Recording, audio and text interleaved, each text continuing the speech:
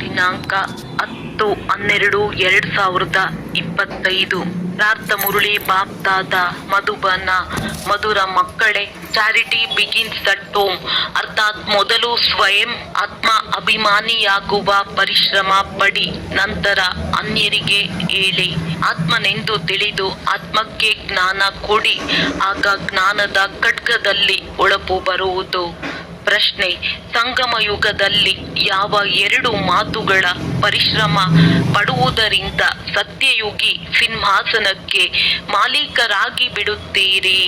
ಉತ್ತರ: ಸುಖ, ದುಃಖ, ನಿಂದ, ಸ್ತುತಿ ಎಲ್ಲದರಲ್ಲಿಯೂ ಸಮಾನ ಸ್ಥಿತಿ ಇರಲು ಈ ಪರಿಶ್ರಮ ಪಡಿ. ಯಾರಾದರೂ ಉಲ್ಟಾ ಸುಲ್ಟಾ ಮಾತನಾಡಿದರೆ, ಕ್ರೋಧ ಮಾಡಿದರೂ ಸಹ ನೀವು ಶಾಂತವಾಗಿ ಬಿಡಿ ಎಂದು ಬಾಯಿಯ ಚಪ್ಪಾಳೆ ತಟ್ಟಬೇಡಿ, ಅರ್ಥಾತ್ ಎದುರು ಮಾತನಾಡಬೇಡಿ. 2. ದೃಷ್ಟಿಯನ್ನು ನಿರ್ವಿಕಾರಿಯನ್ನಾಗಿ ಮಾಡಿಕೊಳ್ಳಿ. ವಿಕಾರಿ ದೃಷ್ಟಿಯು ಸಂಪೂರ್ಣ ಸಮಾಪ್ತಿಯಾಗಲಿ. ನಾವಾತ್ಮರು ಸಹೋದರರಾಗಿದ್ದೇವೆ. ಆತ್ಮನೆಂದು ತಿಳಿದು ಜ್ಞಾನವನ್ನು ಕೊಡಿ. ಆತ್ಮಾಭಿಮಾನಿಯಾಗುವ ಪರಿಶ್ರಮ ಪಡಿ, ಆಗ ಸತ್ಯಯುಗಿ ಸಿಂಹಾಸನಕ್ಕೆ ಆತ್ಮಾಭಿಮಾನಿಯಾಗುವ ಪರಿಶ್ರಮ ಪಡಿ, ಆಗ ಸತ್ಯಯುಗಿ ಸಿಂಹಾಸನಕ್ಕೆ ಮಾಲೀಕರಾಗಿ ಬಿಡುತ್ತೀರಿ. ಸಂಪೂರ್ಣ ಪವಿತ್ರರಾಗುವವರೇ ಸಿಂಹಾಸನ ಅಧಿಕಾರಿಗಳಾಗುತ್ತಾರೆ. ಓಂ ಶಾಂತಿ. ಆತ್ಮಿಕ ತಂದೆಯು ಆತ್ಮಿಕ ಮಕ್ಕಳೊಂದಿಗೆ ಮಾತನಾಡುತ್ತಾರೆ. ನೀವಾತ್ಮರಿಗೆ ಈ ಮೂರನೆಯ ನೇತ್ರವು ಸಿಕ್ಕಿದೆ. ಯಾವುದಕ್ಕೆ ಜ್ಞಾನದ ನೇತ್ರವೆಂದು ಹೇಳಲಾಗುತ್ತದೆ. ಅದರ ಮೂಲಕ ನೀವು ತಮ್ಮ ಸಹೋದರರನ್ನು ನೋಡುತ್ತೀರಿ ಅಂದಾಗ ಇದನ್ನು ಬುದ್ಧಿಯಿಂದ ತಿಳಿದುಕೊಳ್ಳುತ್ತೀರಲ್ಲವೇ? ನಾವು ಯಾವಾಗ ಸಹೋದರರನ್ನು ನೋಡುತ್ತೇವೆಂದರೆ ಕರ್ಮೇಂದ್ರಿಯಗಳು ಚಂಚಲವಾಗುವುದಿಲ್ಲ. ಹೀಗೆ ಮಾಡುತ್ತಾ ಮಾಡುತ್ತಾ ವಿಕಾರಿ ದೃಷ್ಟಿಯೂ ಸಹ ನಿರ್ವಿಕಾರಿ ಆಗಿಬಿಡುವುದು ತಂದೆಯು ತಿಳಿಸುತ್ತಾರೆ. ವಿಶ್ವದ ಮಾಲೀಕರಾಗಲು ಪರಿಶ್ರಮವನ್ನಂತೂ ಪಡಬೇಕಾಗುತ್ತದೆ ಇಲ್ಲವೇ? ಈಗ ಈ ಪರಿಶ್ರಮ ಪಡಿ. ಪರಿಶ್ರಮ ಪಡುವುದಕ್ಕಾಗಿ ತಂದೆಯು ಹೊಸ ಹೊಸ ಗುಹ್ಯ ಮಾತುಗಳನ್ನು ತಿಳಿಸುತ್ತಾರಲ್ಲವೇ? ಈಗ ತಮ್ಮನ್ನು ಸಹೋದರರೆಂದು ತಿಳಿದು ಜ್ಞಾನ ಕೊಡುವ ಹವ್ಯಾಸ ಮಾಡಿಕೊಳ್ಳಬೇಕಾಗಿದೆ. ಆಗ ನಾವೆಲ್ಲರೂ ಸಹೋದರರಾಗಿದ್ದೇವೆ ಎಂದು ಯಾವ ಗಾಯನವಿದೆಯೋ ಅದು ಪ್ರತ್ಯಕ್ಷವಾಗಿ ಬಿಡುವುದು. ನೀವೀಗ ಸತ್ಯವಾದ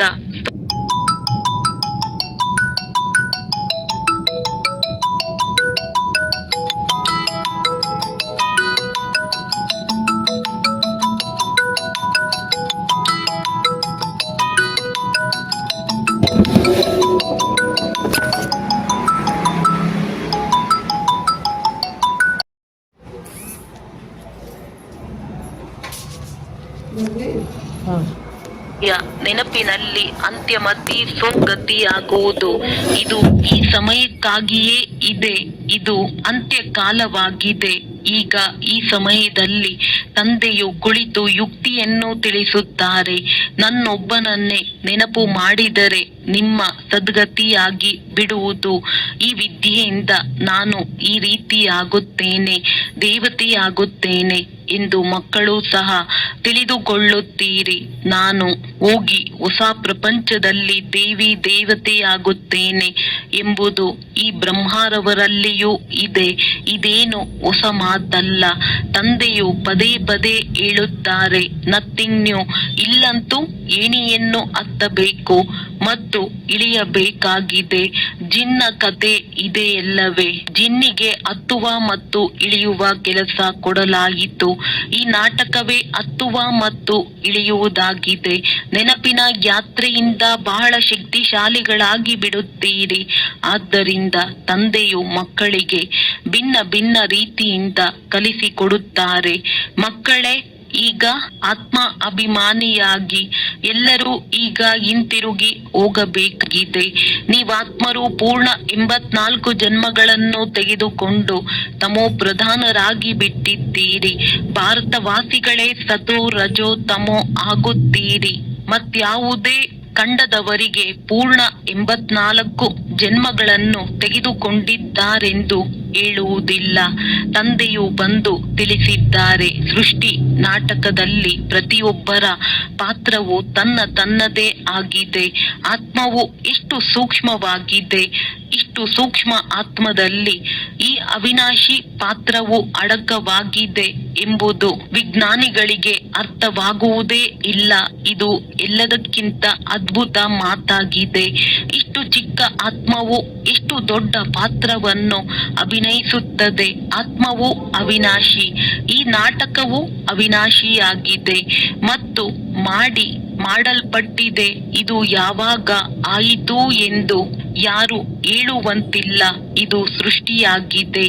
ಈ ಜ್ಞಾನವು ಬಹಳ ಅದ್ಭುತವಾಗಿದೆ. ಇದನ್ನು ಎಂದು ಯಾರೂ ತಿಳಿಸಲು ಸಾಧ್ಯವಿಲ್ಲ. ಈ ಜ್ಞಾನವನ್ನು ತಿಳಿಸುವ ಶಕ್ತಿಯು ಯಾರಿಗೂ ಇಲ್ಲ. ತಂದೆಯು ಮಕ್ಕಳಿಗೆ ದಿನ ಪ್ರತಿದಿನ ತಿಳಿಸುತ್ತಲೇ ಇರುತ್ತಾರೆ. ಈಗ ಅಭ್ಯಾಸ ಮಾಡಿ ನಾನು ನಮ್ಮ ಸಹೋದರ ಆತ್ಮನಿಗೆ ತಮ್ಮ ಸಮಾನರನ್ನಾಗಿ ಮಾಡಿಕೊಳ್ಳಲು ಜ್ಞಾನವನ್ನು ಕೊಡುತ್ತೇನೆ. ತಂದೆಯಿಂದ ಆಸ್ತಿಯನ್ನು ಪಡೆದುಕೊಳ್ಳುವುದಕ್ಕಾಗಿ ಜ್ಞಾನ ಕೊಡುತ್ತೇನೆ, ಏಕೆಂದರೆ ಎಲ್ಲ ಆತ್ಮರಿಗೂ ಹಕ್ಕಿದೆ. ತಂದೆಯು ಎಲ್ಲ ಆತ್ಮರಿಗೆ ತಮ್ಮ ಶಾಂತಿ ಸುಖದ ಆಸ್ತಿಯನ್ನು ಕೊಡಲು ಬರುತ್ತಾರೆ.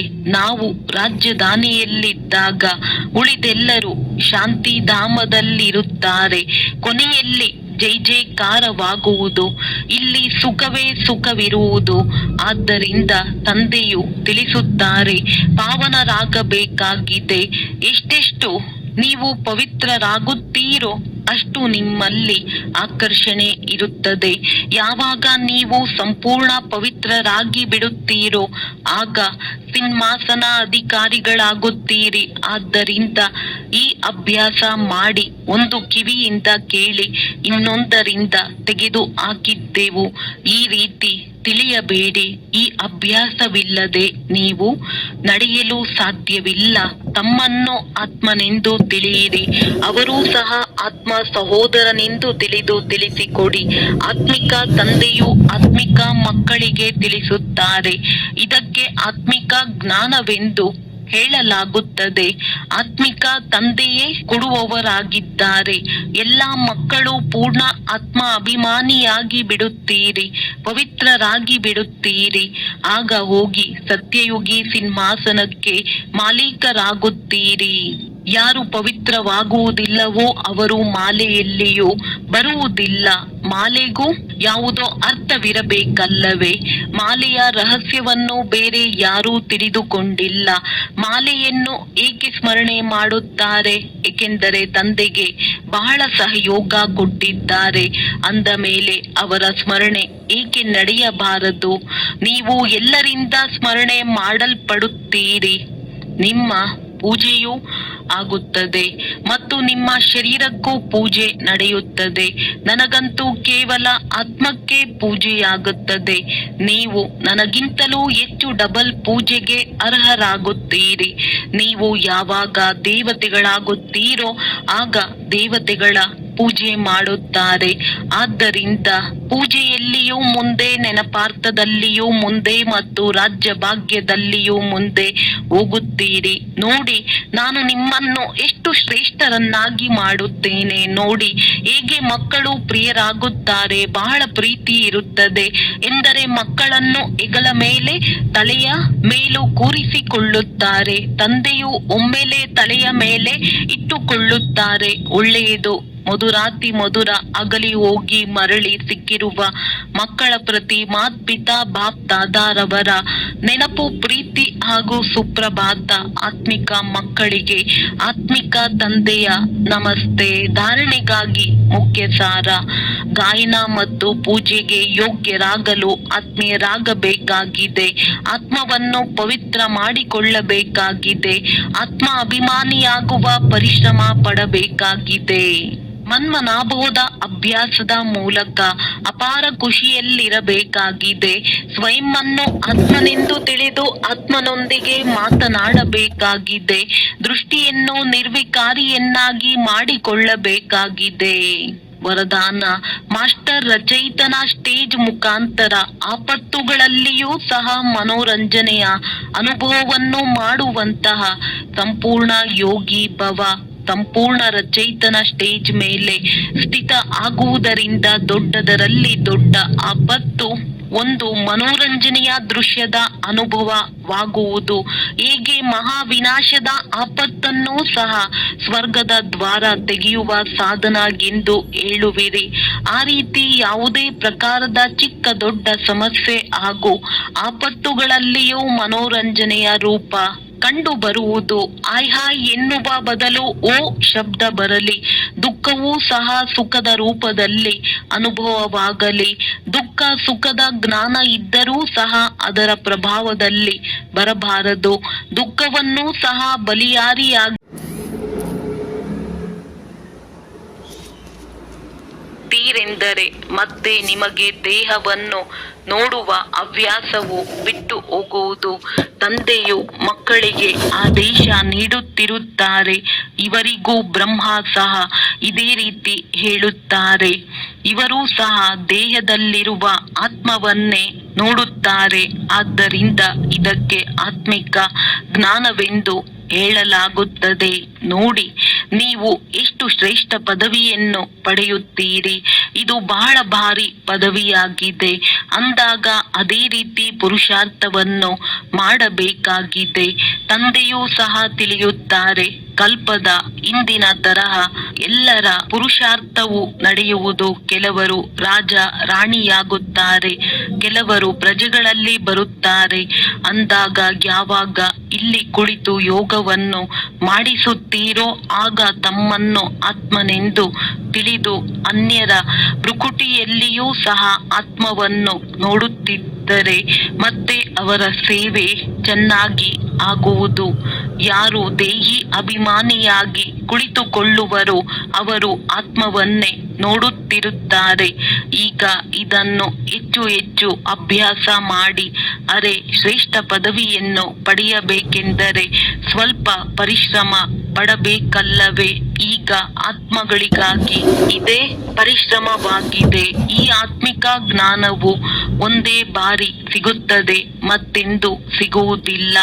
ಕಲಿಯುಗದಲ್ಲಾಗಲಿ ಸತ್ಯಯುಗದಲ್ಲಾಗಲಿ ಸಿಗುವುದಿಲ್ಲ. ಕೇವಲ ಸಂಗಮ ಯುಗದಲ್ಲಿ, ಅದರಲ್ಲಿಯೂ ಬ್ರಾಹ್ಮಣರಿಗೆ ಸಿಗುತ್ತದೆ. ಇದನ್ನು ಪಕ್ಕಾ ನೆನಪಿಟ್ಟುಕೊಳ್ಳಿ. ಯಾವಾಗ ಬ್ರಾಹ್ಮಣರಾಗುವಿರೋ ಆಗ ದೇವತೆಗಳಾಗುತ್ತೀರಿ. ಬ್ರಾಹ್ಮಣರೇ ಆಗಲಿಲ್ಲವೆಂದರೆ ಹೇಗೆ ದೇವತೆಗಳಾಗುತ್ತೀರಿ? ಈ ಸಂಗಮ ಯುಗದಲ್ಲಿಯೇ ಈ ಪರಿಶ್ರಮ ಪಡುತ್ತೀರಿ. ಮತ್ಯಾವ ಸಮಯದಲ್ಲಿಯೂ ತಮ್ಮನ್ನು ಆತ್ಮನೆಂದು ತಿಳಿದು ಅನ್ಯರನ್ನು ಆತ್ಮನೆಂದು ತಿಳಿದು ಅವರಿಗೆ ಜ್ಞಾನ ಕೊಡಿ ಎಂದು ಹೇಳುವುದಿಲ್ಲ. ತಂದೆಯು ಏನನ್ನು ತಿಳಿಸುವರೋ ಅದನ್ನು ವಿಚಾರ ಸಾಗರ ಮಂಥನ ಮಾಡಿ ಪರಿಶೀಲನೆ ಮಾಡಿಕೊಳ್ಳಿ.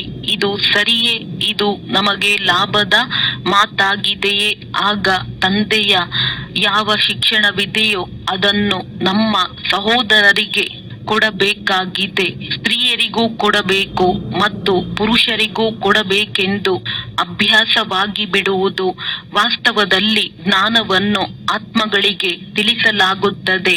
ಆತ್ಮವೇ ಸ್ತ್ರೀ, ಆತ್ಮವೇ ಪುರುಷನದ್ದಾಗಿದೆ, ಸಹೋದರ ಸಹೋದರಿಯಾಗಿದೆ.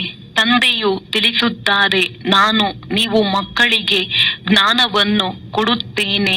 ನಾನು ಮಕ್ಕಳ ಕಡೆ ಅರ್ಥಾತ್ ಆತ್ಮಗಳನ್ನು ನೋಡುತ್ತೇನೆ ಮತ್ತು ಆತ್ಮಗಳು ಸಹ ತಿಳಿದುಕೊಳ್ಳುತ್ತೀರಿ.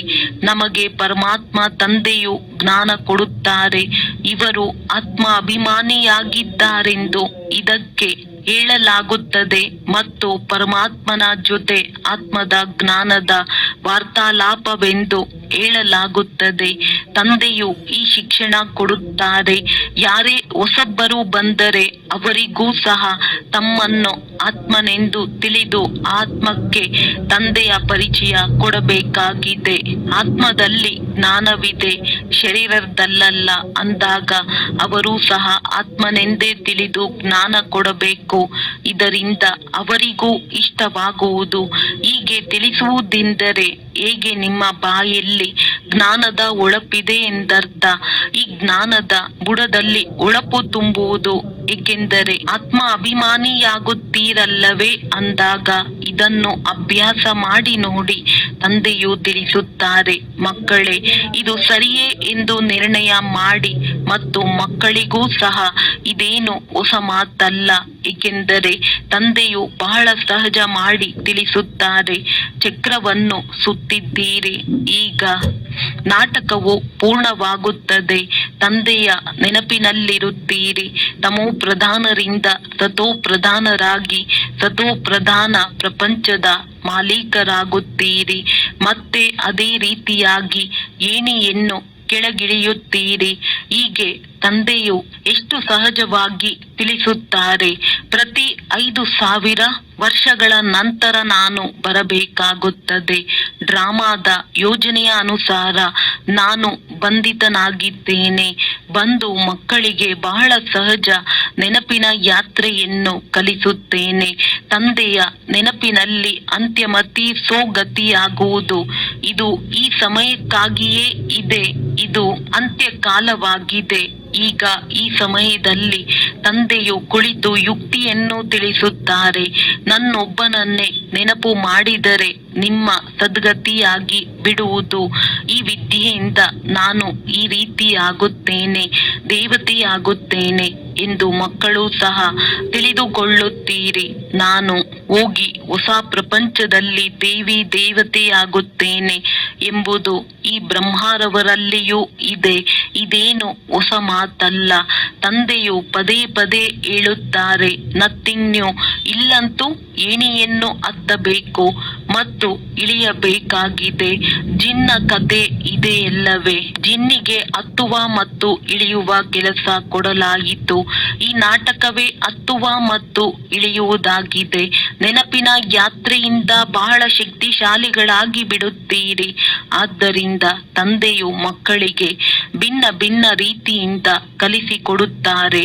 ಮಕ್ಕಳೇ, ಈಗ ಆತ್ಮ ಅಭಿಮಾನಿಯಾಗಿ ಎಲ್ಲರೂ ಈಗ ಹಿಂತಿರುಗಿ ಹೋಗಬೇಕಾಗಿದೆ.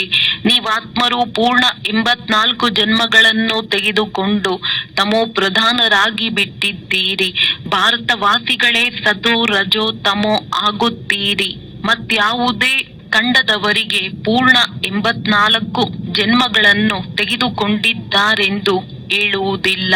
ತಂದೆಯು ಬಂದು ತಿಳಿಸಿದ್ದಾರೆ. ಸೃಷ್ಟಿ ನಾಟಕದಲ್ಲಿ ಪ್ರತಿಯೊಬ್ಬರ ಪಾತ್ರವು ತನ್ನದೇ ಆಗಿದೆ. ಆತ್ಮವು ಎಷ್ಟು ಸೂಕ್ಷ್ಮವಾಗಿದೆ. ಇಷ್ಟು ಸೂಕ್ಷ್ಮ ಆತ್ಮದಲ್ಲಿ ಈ ಅವಿನಾಶಿ ಪಾತ್ರವು ಅಡಕವಾಗಿದೆ ಎಂಬುದು ವಿಜ್ಞಾನಿಗಳಿಗೆ ಅರ್ಥವಾಗುವುದೇ ಇಲ್ಲ. ಇದು ಎಲ್ಲದಕ್ಕಿಂತ ಅದ್ಭುತ ಮಾತಾಗಿದೆ. ಇಷ್ಟು ಚಿಕ್ಕ ಆತ್ಮವು ಎಷ್ಟು ದೊಡ್ಡ ಪಾತ್ರವನ್ನು ಅಭಿನಯಿಸುತ್ತದೆ. ಆತ್ಮವು ಅವಿನಾಶಿ. ಈ ನಾಟಕವು ಅವಿನಾಶಿಯಾಗಿದೆ ಮತ್ತು ಮಾಡಲ್ಪಟ್ಟಿದೆ. ಇದು ಯಾವಾಗ ಆಯಿತು ಎಂದು ಯಾರು ಹೇಳುವಂತಿಲ್ಲ. ಇದು ಸೃಷ್ಟಿಯಾಗಿದೆ. ಈ ಜ್ಞಾನವು ಬಹಳ ಅದ್ಭುತವಾಗಿದೆ. ಇದನ್ನು ಎಂದು ಯಾರೂ ತಿಳಿಸಲು ಸಾಧ್ಯವಿಲ್ಲ. ಈ ಜ್ಞಾನವನ್ನು ತಿಳಿಸುವ ಶಕ್ತಿಯು ಯಾರಿಗೂ ಇಲ್ಲ. ತಂದೆಯು ಮಕ್ಕಳಿಗೆ ದಿನ ಪ್ರತಿದಿನ ತಿಳಿಸುತ್ತಲೇ ಇರುತ್ತಾರೆ. ಈಗ ಅಭ್ಯಾಸ ಮಾಡಿ. ನಾನು ನಮ್ಮ ಸಹೋದರ ಆತ್ಮನಿಗೆ ತಮ್ಮ ಸಮಾನರನ್ನಾಗಿ ಮಾಡಿಕೊಳ್ಳಲು ಜ್ಞಾನವನ್ನು ಕೊಡುತ್ತೇನೆ. ತಂದೆಯಿಂದ ಆಸ್ತಿಯನ್ನು ಪಡೆದುಕೊಳ್ಳುವುದಕ್ಕಾಗಿ ಜ್ಞಾನ ಕೊಡುತ್ತೇನೆ. ಏಕೆಂದರೆ ಎಲ್ಲ ಆತ್ಮರಿಗೂ ಹಕ್ಕಿದೆ. ತಂದೆಯು ಎಲ್ಲ ಆತ್ಮರಿಗೆ ತಮ್ಮ ತಮ್ಮ ಶಾಂತಿ ಸುಖದ ಆಸ್ತಿಯನ್ನು ಕೊಡಲು ಬರುತ್ತಾರೆ. ನಾವು ರಾಜಧಾನಿಯಲ್ಲಿದ್ದಾಗ ಉಳಿದೆಲ್ಲರೂ ಶಾಂತಿಧಾಮದಲ್ಲಿರುತ್ತಾರೆ. ಕೊನೆಯಲ್ಲಿ ಜೈ ಜೈಕಾರವಾಗುವುದು. ಇಲ್ಲಿ ಸುಖವೇ ಸುಖವಿರುವುದು. ಆದ್ದರಿಂದ ತಂದೆಯು ತಿಳಿಸುತ್ತಾರೆ, ಪಾವನರಾಗಬೇಕಾಗಿದೆ. ಎಷ್ಟೆಷ್ಟು ನೀವು ಪವಿತ್ರರಾಗುತ್ತೀರೋ ಅಷ್ಟು ನಿಮ್ಮಲ್ಲಿ ಆಕರ್ಷಣೆ ಇರುತ್ತದೆ. ಯಾವಾಗ ನೀವು ಸಂಪೂರ್ಣ ಪವಿತ್ರರಾಗಿ ಬಿಡುತ್ತೀರೋ ಆಗ ಸಿಂಹಾಸನ ಅಧಿಕಾರಿಗಳಾಗುತ್ತೀರಿ. ಆದ್ದರಿಂದ ಈ ಅಭ್ಯಾಸ ಮಾಡಿ. ಒಂದು ಕಿವಿಯಿಂದ ಕೇಳಿ, ಇನ್ನೊಂದರಿಂದ ತೆಗೆದು ಹಾಕಿದ್ದೆವು. ಈ ರೀತಿ ತಿಳಿಯಬೇಡಿ. ಈ ಅಭ್ಯಾಸವಿಲ್ಲದೆ ನೀವು ನಡೆಯಲು ಸಾಧ್ಯವಿಲ್ಲ. ತಮ್ಮನ್ನು ಆತ್ಮನೆಂದು ತಿಳಿಯಿರಿ. ಅವರೂ ಸಹ ಆತ್ಮ ಸಹೋದರನೆಂದು ತಿಳಿಸಿಕೊಡಿ. ಆತ್ಮಿಕ ತಂದೆಯು ಆತ್ಮಿಕ ಮಕ್ಕಳಿಗೆ ತಿಳಿಸುತ್ತಾರೆ. ಇದಕ್ಕೆ ಆತ್ಮಿಕ ಜ್ಞಾನವೆಂದು ಹೇಳಲಾಗುತ್ತದೆ. ಆತ್ಮಿಕ ತಂದೆಯೇ ಕೊಡುವವರಾಗಿದ್ದಾರೆ. ಎಲ್ಲ ಮಕ್ಕಳು ಪೂರ್ಣ ಆತ್ಮ ಅಭಿಮಾನಿಯಾಗಿ ಬಿಡುತ್ತೀರಿ, ಪವಿತ್ರರಾಗಿ ಬಿಡುತ್ತೀರಿ. ಆಗ ಹೋಗಿ ಸತ್ಯಯುಗಿ ಸಿಂಹಾಸನಕ್ಕೆ ಮಾಲೀಕರಾಗುತ್ತೀರಿ. ಯಾರು ಪವಿತ್ರವಾಗುವುದಿಲ್ಲವೋ ಅವರು ಮಾಲೆಯಲ್ಲಿಯೂ ಬರುವುದಿಲ್ಲ. ಮಾಲೆಗೂ ಯಾವುದೋ ಅರ್ಥವಿರಬೇಕಲ್ಲವೇ? ಮಾಲೆಯ ರಹಸ್ಯವನ್ನು ಬೇರೆ ಯಾರೂ ತಿಳಿದುಕೊಂಡಿಲ್ಲ. ಮಾಲೆಯನ್ನು ಏಕೆ ಸ್ಮರಣೆ ಮಾಡುತ್ತಾರೆ? ಏಕೆಂದರೆ ತಂದೆಗೆ ಬಹಳ ಸಹಯೋಗ ಕೊಟ್ಟಿದ್ದಾರೆ. ಅಂದ ಮೇಲೆ ಅವರ ಸ್ಮರಣೆ ಏಕೆ ನಡೆಯಬಾರದು? ನೀವು ಎಲ್ಲರಿಂದ ಸ್ಮರಣೆ ಮಾಡಲ್ಪಡುತ್ತೀರಿ. ನಿಮ್ಮ ಪೂಜೆಯೂ ಆಗುತ್ತದೆ ಮತ್ತು ನಿಮ್ಮ ಶರೀರಕ್ಕೂ ಪೂಜೆ ನಡೆಯುತ್ತದೆ. ನನಗಂತೂ ಕೇವಲ ಆತ್ಮಕ್ಕೆ ಪೂಜೆಯಾಗುತ್ತದೆ. ನೀವು ನನಗಿಂತಲೂ ಹೆಚ್ಚು ಡಬಲ್ ಪೂಜೆಗೆ ಅರ್ಹರಾಗುತ್ತೀರಿ. ನೀವು ಯಾವಾಗ ದೇವತೆಗಳಾಗುತ್ತೀರೋ ಆಗ ದೇವತೆಗಳ ಪೂಜೆ ಮಾಡುತ್ತಾರೆ. ಆದ್ದರಿಂದ ಪೂಜೆಯಲ್ಲಿಯೂ ಮುಂದೆ, ನೆನಪಾರ್ಥದಲ್ಲಿಯೂ ಮುಂದೆ ಮತ್ತು ರಾಜ್ಯ ಭಾಗ್ಯದಲ್ಲಿಯೂ ಮುಂದೆ ಹೋಗುತ್ತೀರಿ. ನೋಡಿ, ನಾನು ನಿಮ್ಮನ್ನು ಎಷ್ಟು ಶ್ರೇಷ್ಠರನ್ನಾಗಿ ಮಾಡುತ್ತೇನೆ. ನೋಡಿ ಹೇಗೆ ಮಕ್ಕಳು ಪ್ರಿಯರಾಗುತ್ತಾರೆ. ಬಹಳ ಪ್ರೀತಿ ಇರುತ್ತದೆ ಎಂದರೆ ಮಕ್ಕಳನ್ನು ಹೆಗಲ ಮೇಲೆ, ತಲೆಯ ಮೇಲೂ ಕೂರಿಸಿಕೊಳ್ಳುತ್ತಾರೆ. ತಂದೆಯು ಒಮ್ಮೆಲೆ ತಲೆಯ ಮೇಲೆ ಇಟ್ಟುಕೊಳ್ಳುತ್ತಾರೆ. ಒಳ್ಳೆಯದು. ಮಧುರಾತಿ ಮಧುರ ಅಗಲಿ ಹೋಗಿ ಮರಳಿ ಸಿಕ್ಕಿರುವ ಮಕ್ಕಳ ಪ್ರತಿ ಮಾತ್ಪಿತಾ ಬಾಪ್ ದಾದಾರವರ ನೆನಪು, ಪ್ರೀತಿ ಹಾಗೂ ಸುಪ್ರಭಾತ. ಆತ್ಮಿಕ ಮಕ್ಕಳಿಗೆ ಆತ್ಮಿಕ ತಂದೆಯ ನಮಸ್ತೆ. ಧಾರಣೆಗಾಗಿ ಮುಖ್ಯ ಸಾರ: ಗಾಯನ ಮತ್ತು ಪೂಜೆಗೆ ಯೋಗ್ಯರಾಗಲು ಆತ್ಮೀಯರಾಗಬೇಕಾಗಿದೆ. ಆತ್ಮವನ್ನು ಪವಿತ್ರ ಮಾಡಿಕೊಳ್ಳಬೇಕಾಗಿದೆ. ಆತ್ಮ ಅಭಿಮಾನಿಯಾಗುವ ಪರಿಶ್ರಮ ಪಡಬೇಕಾಗಿದೆ. ಮನ್ಮನಾಭೋಧ ಅಭ್ಯಾಸದ ಮೂಲಕ ಅಪಾರ ಖುಷಿಯಲ್ಲಿರಬೇಕಾಗಿದೆ. ಸ್ವಯಂವನ್ನು ಆತ್ಮನೆಂದು ತಿಳಿದು ಆತ್ಮನೊಂದಿಗೆ ಮಾತನಾಡಬೇಕಾಗಿದೆ. ದೃಷ್ಟಿಯನ್ನು ನಿರ್ವಿಕಾರಿಯನ್ನಾಗಿ ಮಾಡಿಕೊಳ್ಳಬೇಕಾಗಿದೆ. ವರದಾನ: ಮಾಸ್ಟರ್ ರಚಯಿತನ ಸ್ಟೇಜ್ ಮುಖಾಂತರ ಆಪತ್ತುಗಳಲ್ಲಿಯೂ ಸಹ ಮನೋರಂಜನೆಯ ಅನುಭವವನ್ನು ಮಾಡುವಂತಹ ಸಂಪೂರ್ಣ ಯೋಗಿ ಭವ. ಸಂಪೂರ್ಣ ರಚಯಿತನ ಸ್ಟೇಜ್ ಮೇಲೆ ಸ್ಥಿತ ಆಗುವುದರಿಂದ ದೊಡ್ಡದರಲ್ಲಿ ದೊಡ್ಡ ಆಪತ್ತು ಒಂದು ಮನೋರಂಜನೆಯ ದೃಶ್ಯದ ಅನುಭವವಾಗುವುದು. ಹೇಗೆ ಮಹಾವಿನಾಶದ ಆಪತ್ತನ್ನು ಸಹ ಸ್ವರ್ಗದ ದ್ವಾರ ತೆಗೆಯುವ ಸಾಧನ ಎಂದು ಹೇಳುವಿರಿ, ಆ ರೀತಿ ಯಾವುದೇ ಪ್ರಕಾರದ ಚಿಕ್ಕ ದೊಡ್ಡ ಸಮಸ್ಯೆ ಹಾಗೂ ಆಪತ್ತುಗಳಲ್ಲಿಯೂ ಮನೋರಂಜನೆಯ ರೂಪ ಕಂಡು ಬರುವುದು. ಹಾಯ್ ಹಾಯ್ ಎನ್ನುವ ಬದಲು ಓ ಶಬ್ದ ಬರಲಿ. ದುಃಖವೂ ಸಹ ಸುಖದ ರೂಪದಲ್ಲಿ ಅನುಭವವಾಗಲಿ. ದುಃಖ ಸುಖದ ಜ್ಞಾನ ಇದ್ದರೂ ಸಹ ಅದರ ಪ್ರಭಾವದಲ್ಲಿ ಬರಬಾರದು. ದುಃಖವನ್ನು ಸಹ ಬಲಿಯಾರಿಯಾಗಿ ಸುಖದ ದಿನಗಳು ಬರುವುದಿದೆ ಎಂದು ತಿಳಿಯಿರಿ. ಆಗ ಹೇಳಲಾಗುವುದು ಸಂಪೂರ್ಣ ಯೋಗಿ. ಸ್ಲೋಗನ್: ಹೃದಯ ಸಿಂಹಾಸನವನ್ನು ಬಿಟ್ಟು ಸಾಧಾರಣ ಸಂಕಲ್ಪ ಮಾಡುವುದು, ಅರ್ಥಾತ್ ಧರಣಿಯ ಮೇಲೆ ಪಾದವನ್ನಿಡುವುದು. ಅವ್ಯಕ್ತ ಸೂಚನೆ: ಈಗ ಸಂಪನ್ನ ಅಥವಾ ಕರ್ಮಾತೀತರಾಗುವುದರಲ್ಲಿ ತತ್ಪರರಾಗಿರಿ. ಕರ್ಮ ಮಾಡುತ್ತಾ ತನು ಅಗರ, ಮನಸ್ಸಿನ ಸ್ಥಿತಿಯು ಹಗುರ. ಕರ್ಮದ ಫಲಿತಾಂಶ ಮನಸ್ಸನ್ನು ತೆಳೆಯಬಾರದು. ಎಷ್ಟೇ ಕಾರ್ಯವು ಹೆಚ್ಚುತ್ತಿರಲಿ ಅಷ್ಟೇ ಹಗುರತನವು ಹೆಚ್ಚುತ್ತಿರಲಿ. ಕರ್ಮ ತನ್ನ ಕಡೆ ಆಕರ್ಷಿತರನ್ನಾಗಿ ಮಾಡಬಾರದು. ಆದರೆ ಮಾಲೀಕರಾಗಿ ಕರ್ಮ ಮಾಡಿಸುವವರು ಮಾಡಿಸುತ್ತಿದ್ದಾರೆ ಮತ್ತು ಮಾಡುವವರು ನಿಮಿತ್ತರಾಗಿ ಮಾಡುತ್ತಿದ್ದಾರೆ. ಈ ಅಭ್ಯಾಸವನ್ನು ಹೆಚ್ಚಿಸಿ, ಆಗ ಸಂಪನ್ನ ಕರ್ಮಾತೀತ ಸಹಜವೇ ಆಗಿಬಿಡುತ್ತೀರಿ. ಒಳ್ಳೆಯದು. ಓಂ ಶಾಂತಿ. ಓಂ